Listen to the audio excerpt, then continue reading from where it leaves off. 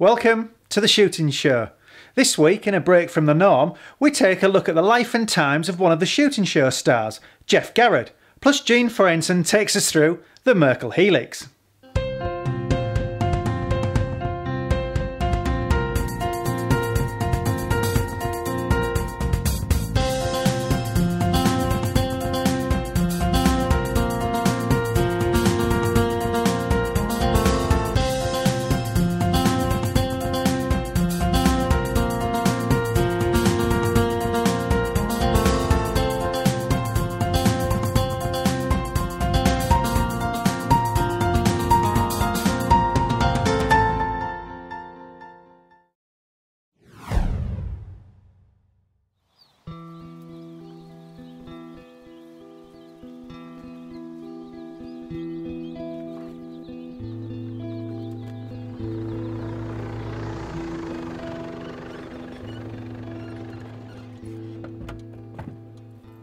Well, I was born in Cambridgeshire, and right from my early days that I can remember, my dad worked on a farm. He was a farm foreman.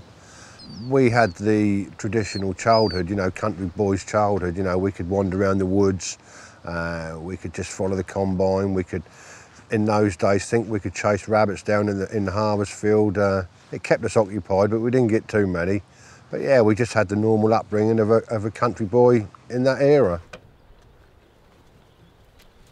I wasn't the greatest at school, although I did enjoy the sports side of things at school. I got involved in pigeon shooting, which led me to meet a local gamekeeper, Martin Taylor, who, when I was about 14 or 15, I started to go about with, started helping with, you know, school holidays, evenings, weekends, and I left school and went straight as an underkeeper at 6 Mile Bottom. Had 5 years there. I'd brought my first Labrador called Dip. His kennel club name was Serendipity. That was my first Labrador, first dog that I ever owned, and a wonderful dog it was. And then obviously when I moved to here, I increased it. We had a couple more Labradors, and today now we've got a variety of Labradors, all shapes and colours. A couple of terriers and a couple of cocker spaniels. The dogs are part of the family. I mean, although they're working dogs and they live in kennels, they do occasionally slide into the house somehow, and you know, but they're part of the family. So they're not just the working dogs. All of them are needed at some point through the year to help me do the job. Not many times that I take a gun out shooting, I haven't got some sort of dog with me. The cocker spaniels and some of the Labradors are used on shoot days. They're also used for picking up. They're also used for dogging in. I mean, a keeper's dog needs to do quite a few different tasks. So, you know, most of ours do most of the tasks most of the time, not all of the time. First thing I do when I get up in the morning, whatever time of day that is, I'll go down and check the birds, make sure that everything's okay with them. Then I'll go round and check what traps and snares that I've got round the estate. Then once they're all checked, I'm back home for breakfast, normally about 8:30, 8:45 time. It is a good job to be in. It's given me a superb life, thoroughly enjoyed it, of doing what I wanted to do. And you know, working for a wonderful family. Probably the biggest mistake we made 20, 30 years ago is we just kept ourselves to ourselves, and you know, we just didn't worry about what was going on outside. But now, with the modern world now, so many more eyes are upon us, and you know, what we're actually doing now is that we're telling people what we do and what good that we do through gamekeeping in the countryside. That is a hard one for people to try and understand. But like this place here, because we shoot on here, 2 or 3 examples. Predator control. The one thing to sustain wildlife in the countryside is predator control. And I know through catching magpies and crows and keeping the fox population down, I'm giving every other animal out there the chance to survive. And yes, primarily it is to encourage the pheasant and partridge population so that we can shoot them, but the benefits to all the other wildlife out there are huge. In my opinion, it would be a disaster to take shooting and country sports out of the countryside. There's hedges planted, there's small plantations planted because of the shooting side of things. All that land that's not being farmed is being used for shooting purposes, and that's benefiting huge amounts of wildlife, huge amounts of the wildlife that wouldn't be there because of it. The keeper's life, there's no set hours, there's no set pattern to it. When the work needs doing, it has to be done. You know, it doesn't matter what time of day, night, weekend or not, you know, and you know, you have to have a very understanding wife, which I'm very lucky that I do have in Karen, and it makes my job that little bit easier knowing that I've got a wife that backs me up all the time. We've got two boys, got Joshua and Justin. Joshua's just turned 18 or coming up to 18, Justin is 15. Both good shots. I'm going through the stage now, like I suppose my father and we, you know, and myself went through. You know, he was taking me out, I'm taking my son out. You know, we're both getting enjoyment out of it. Josh is getting into the army. He's into cadets. He spends a lot of time away, and cadet weekends and army weekends, which he thoroughly enjoys. And Justin has followed me in the shooting world, and unfortunately for me, he's just getting perhaps a little bit too good now, and he's beginning to whip my backside. So I've got to step up the gear a little bit to keep in front of him, but yeah, he's doing all right. The job now, compared to when I got into it, is changed dramatically. And I think gamekeeping will still be going on, but it'll be changing. There's so many new laws and regulations that are coming out that we have to adapt to, which are a good thing to keep the sport going. It is a really good job, you know, and if that's what the youngest one wants to do, then obviously I'll back him up to do it. But yeah, there's some good jobs out there, and it's still worth getting into. Really, my hopes for their future is that what they choose to do, they have a good go at it. I'm not one of these ones that, not one of these parents that push them in certain directions. Whichever way they choose, obviously I'll back them, but it has to be their decision, and whatever their decision is, I hope it's the rightful one. To be honest with you, my basic tool for the day, the first thing I grab when I leave the house is my gun, and that's it really. I mean, I've got my truck, obviously, I've got my bike, I've got the Browning Max's 3-shot, which I use pigeon shooting. The first Browning I had was the A5, the new A5. I shot that probably about 1.5 years ago now on a, if people can remember, a very snowy day trying to decoy pigeons on some peas, and I got on really well with it. It felt really nice. It was a really nice gun to use, very smooth, very shootable. I then went on to the Maxes, Browning Maxes, which I think was a little bit longer barrel and a little bit heavier weight, and just took me a couple of days to get used to it, but now I find it a very enjoyable gun to use, and you know, it's just so nice to take in a pigeon hide, and it just feels like I've been shooting it for a very long time. It's one of those guns that now, you know, you get those pigeons that sneak in, you know, you can grab it, safety off, up, bang, just very flowing gun. The deer hunter clothing that I'm wearing, it's very good. I've got 2 sets. I've got the Recon and the one that I'm wearing now, and yeah, for the right occasion, it is good. This time of year, when things are beginning to sort of drift off, like the grass, the rape and things like that, are beginning to just sort of die off now. This particular outfit that I'm wearing now blends in well, and the winter time, the Recon style is very good. If we're out roost shooting, sitting in a high seat, it's also very warm. The Recon is very warm clothing and very comfortable as well. I can always remember my first day that I took the 410. It was a bolt action Webley and Scott, and me and my dad were going pigeon shooting, and I wanted to take the 410 but realised we didn't have any cartridges, and then stuck an old duffel coat on, put my hand in my pocket, and lo and behold I found 17 cartridges in there. Begged my dad to take me and let me take the gun, which he duly did, and he set me up at the end of a belt of trees and sat there all day, had 17 shots, killed 17 pigeons. It goes down in my memory as one of the best days I've ever had. Been to Africa, shot wildebeest. Been to Germany, shot boar. I'm very fortunate to be able to do that. I actually did manage to shoot guinea fowl, and on a family holiday managed to sneak out in Cuba and shoot some guinea fowl in a sugarcane plantation, which was very nice. Felt a bit out of place with my dancing shoes and me holiday trousers, but we used a 5-shot automatic, well, it was a pump action of some description, with cartridges that I probably wouldn't shoot in this country, but it done the business. Shot 6 guinea fowl, and the chap who was with me took them home, and they went in the family pot.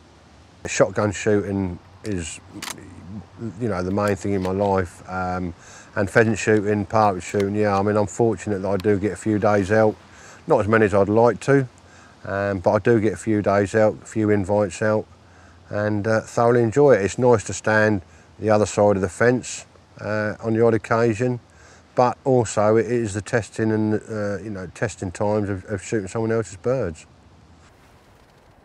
I've got to have pigeon shooting down as me number one. It's something that it's a bird or quarry that I've chased ever since the fateful day of the 17 with 17 shots.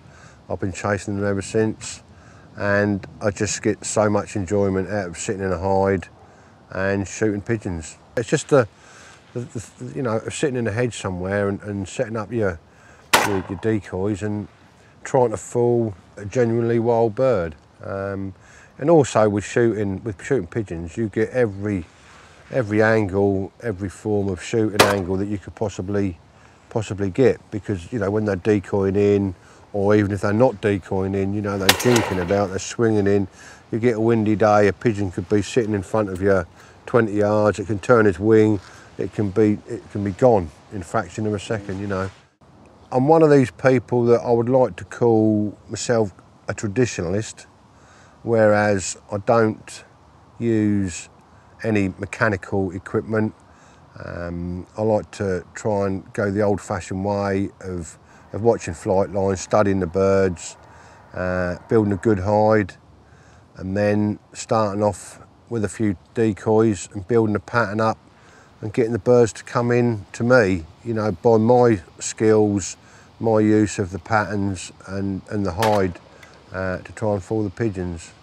I like to see pigeons coming across a field, you know, 400 or 500 yards away, seeing the decoy pattern, you see them jink, start swinging in, start coming round and decoying right in front of you. That gives me great satisfaction.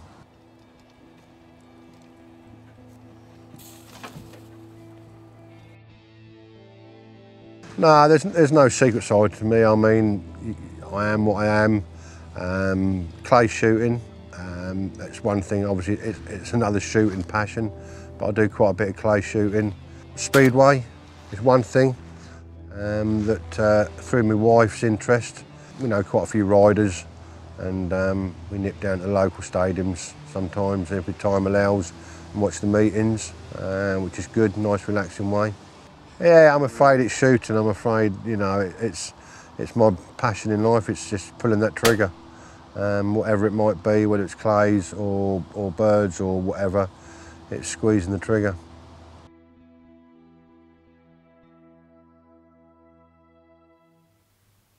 Geoff sharing his passion for the country life there. And now, the Shooting Show news. This is the Shooting Show news, with the CLA Game Fair now less than 2 weeks away. Book tickets online now, it's your last chance. Shooting generates £2 billion for the economy. That's the outcome of the PACEX survey on the value of shooting, which has just concluded. The report reveals that shooting supports the equivalent of 74,000 jobs, and that the amount spent on shooting is almost 10% of the total amount spent on outdoor recreation every year. Basque's Richard Ali said these figures prove shooting is good for the economy, good for jobs, and good for the countryside. The definitive report on the 2013 red stag season is in, and despite a late rut, the condition of deer is still good, said the ADMG and Night Rank Review. Many estates reported that the first roars were not heard until late September. A few estates reported that weights were down, but on the whole deer populations remain healthy. The largest stag shot was a 28-stone beast on the Ardnamurchan estate. More deer news in Sporting Rifle magazine. The shooting show spoke exclusively to England's Commonwealth shooters with just a few weeks until the games begin. At a pre-Commonwealth training camp in Yorkshire, we caught up with some of our biggest medal hopes about how preparation was going and what their hopes were for the games. I'm Steve Scott. I've just been announced that I'm now captain of the shotgun team, so very pleased and very privileged to have that honour that John's bestowed upon me. Training's going very well. Today we've been training on flash targets, but no, it's very positive and very constructive and all working towards the Commonwealth Games. Yeah, preparation's going really well, thank you. I'm just doing a lot of training at the moment with my coach, working on lots of different little things. It's looking good for the Commonwealth Games. Well, I often say my life is planned with military precision. I also work 3 days a week, and yes, I've got a 4-year-old daughter. Clay shooting have been really great. As part of their website, they have a part for crowdfunding. Part of the England team, there's 11 shooters, and 6 of them are funded by UK Sport, and 5 of us aren't funded. So the 5 of us have got together with Clay Shooting magazine, and we're trying to raise £5,000. I have to say at this stage all a bit nervy, but going in the right direction. 3 weeks is a long time till competition, but what we've put in place over the year has certainly, in my opinion, worked very well, and the shooters have risen to it. There'll be a full article in Clay Shooting magazine. NFU Mutual hosted its inaugural charity clay shoot at Riverside Shooting Ground in Warwickshire last week. Members from Warwickshire and Worcestershire were invited, and the doors were held open to members of the public for a fun social evening that raised over £700 for the Royal Agricultural Benevolent Institution. NFU's Luke Ryder told us why he was keen to set up the event. Well, obviously we talk a lot about policy within the NFU. This is actually a complete change from that. This is just a good social evening with a barbecue, getting the branches to come out to compete against each other and just have a good social evening and raise money for RABI, the farming charity. We hope to run one again next year. We've got branches running clay shoots throughout the year. We won't have anything specific at the CLA, but after the success of this evening, we'll definitely be looking to put another NFU charity clay shooting competition on here at Riverside. And finally, Polaris has marked 60 years of business with a new ATV specifically for the UK market. The Polaris Sportsman UTE is a new model of the biggest selling ATV of all time, designed after Polaris engineers spent time in the field in British landscapes. Polaris told us the vehicle was perfect for the trickier terrain that Scotland and the northwest of England could offer. Polaris are true innovators, and not only are they innovating existing categories, they're actually creating new categories. It's the sport utility vehicle. No one else was playing in that market until we created it. We've done the same thing now with the Ute, which is more of a natural progression of the existing ATV, where we've just introduced a box on the back of it, which is a lot more practical than the traditional metal rack. That was the shooting show news.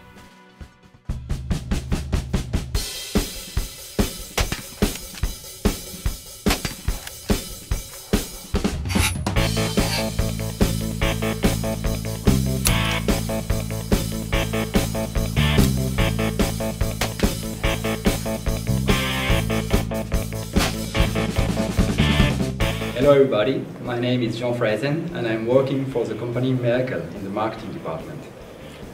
Now I will introduce you our bolt action, our best seller, the RX Helix, which is the fastest bolt action in the world. The big advantages comparing to the other straight pull bolt action is that I have here a conversion of the system of the bolt. A 2-to-1 conversion of the bolt. That means that when the bolt is closed, it is 13 cm long, and when I open it, it is just 6.5 cm long. Thanks to these conversions, to this 2-to-1 conversion, I can repeat really fast, really quickly, and nothing is coming out the receiver. So you can see that the bolt is staying into the receiver when I'm rotating. So the bolt is not coming out and disturbing me back while aiming. So now the bolt is uncocked, so I cannot handle the action.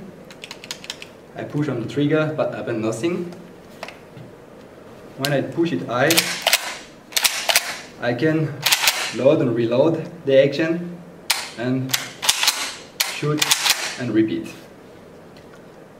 If I want to load or unload my rifle in a safe position, I just have to push the cocking system the cocking button 1 centimeter high, pull the bolt handle, put my cartridges on, close it, and the rifle is safe.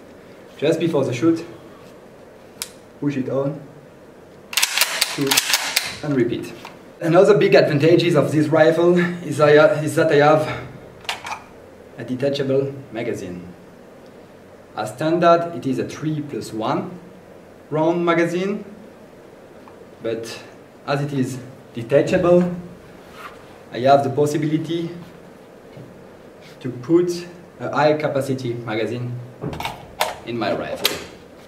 Here we have a 5+1 round magazine, which is really practical for driven, for example.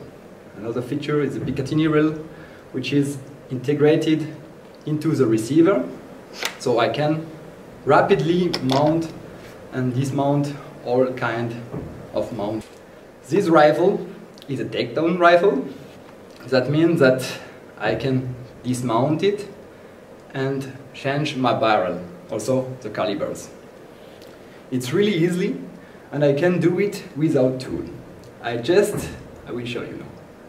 Just have to push on this button, bring the forend down, action this lever, and I get the barrel out. That's a massive 6 legs bolt head, which is locking like that into the chamber. So I have 3 caliber groups: Magnum, Mini, and Standard. If I want to change my barrel, and if I am staying into the same caliber group, I don't have to change the bolt head. We have several types of barrels: long barrels, short barrels, 51 centimeter long, 61 centimeter long, 56 centimeter long, fluted barrel, with side, without side, like this one. And on this one we have a thread at the end of the barrel to mount a silencer on it, or a sound suppressor, or a muzzle brake. I just showed you the model Alpinist, and the main features of this model is the second pin to place your bipod on the forend, and the adjustable chickpeas on the stock. But as I told you, the main advantage is the rapidity of the bolt handle.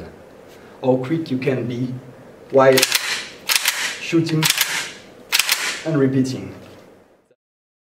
Well, that's it for this week. Thanks for watching. Please don't forget to like us on Facebook and follow us on Twitter. This has been The Shooting Show.